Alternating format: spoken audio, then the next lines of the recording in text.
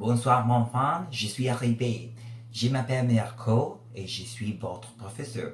Hello guys, my name is Mirko and welcome back to my YouTube channel. For today, I have a special lesson because today we are going to see the 3 words that Italian use a lot, especially when we are abroad and we are starting to learn the new language and we try to become fluent, but we need these 3 words to keep going. So the first word is ma. Ma means but. And you think, yeah, nothing special. Yes, that's right, but you see, we need this but to keep going the sentence, because sometimes we say, for example, but I don't know, but you know, but it's kind of interaction, and we need it when we need to go ahead with the speech. So if you hear an Italian say but, it's only because in Italian we say ma, and we use it a lot.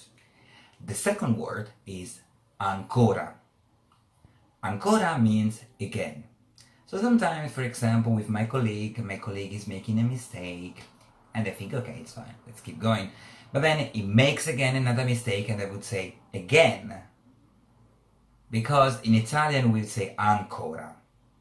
Like, again, you make the same mistake, but we use it a lot. Or, for example, I don't know, you're telling off your son or your daughter and you say, okay, stop, be quiet, because you're making a mess in the house. And he keeps doing that, and you say ancora. Okay? Or maybe you have an argument with someone and you think that the argument is over, but your friend, he keeps talking and say, no, but you know, you should do that, you should let this, and you say ancora. It's like, again. And the third word is allora.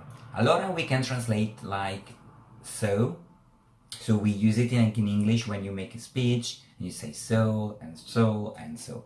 But then we use it mainly when we are waiting for someone to reply back to you, or that person to interact with you. So for example, I make you a question and you hesitate to answer. Okay, I wait 1 second, maybe he's thinking or she's thinking. Nothing. And I would say, allora?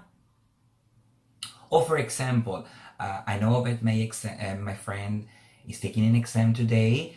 When we are meeting for a coffee, the first thing that I would say, allora? Like, and so?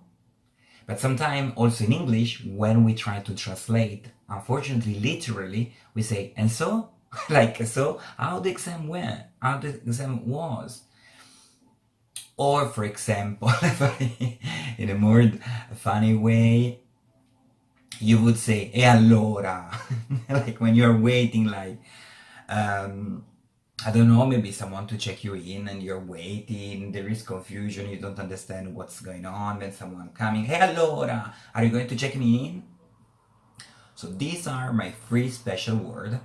So if you have an Italian friend, I said again so, if you have an Italian friend, don't worry if you keep hearing these words like so, again, or but. We use it because we really need it.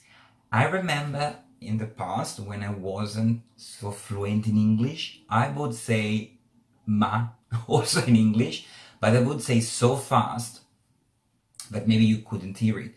But I really needed my but, because that but helps me to make the following sentence. Or when I would say like again, everyone was looking at me like, why you're saying that? Because maybe in English you would say, are you doing the same mistake? Or I don't know. Or for example, so I use it a lot. Because in Italian we say allora, e allora, e allora, e allora, e allora, e allora. So these are my magical words. If you like the video, give me a thumbs up. Remember to subscribe because I post a video every weekend. And you can follow me on my YouTube page, Mirko Castagna. Learn with me, your Italian tutor. Bye for now.